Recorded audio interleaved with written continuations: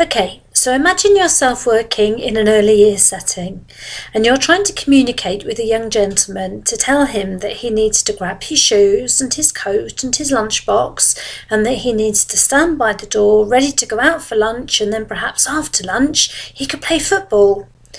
There's an awful lot of information there for a little one to be able to hold and to retain.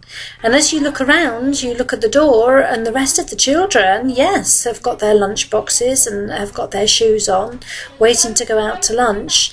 But the gentleman that you've spoken to is standing by the door, no shoes, no lunchbox, no coat.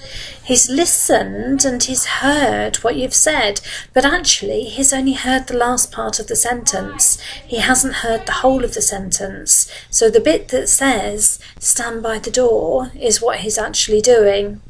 When we're thinking about working with our children, there's an acronym, KISS, K-I-S-S, and it stands for Keep It Super Simple. How can we break down our communication and really just put it into something simple like 3 areas that he needs to concentrate on? So if we break those down, then say his name at the beginning of the sentence so that he knows you're talking to him. Tell him the first direction that he's asked to do, wait for him to achieve it, and then tell him the second and the third. So it may well be that there's a larger picture there that you want him to do everything all at once. But if that one child is not able to remember and retain all of that, then think about making it much simpler. It's thinking about things from the child's perspective.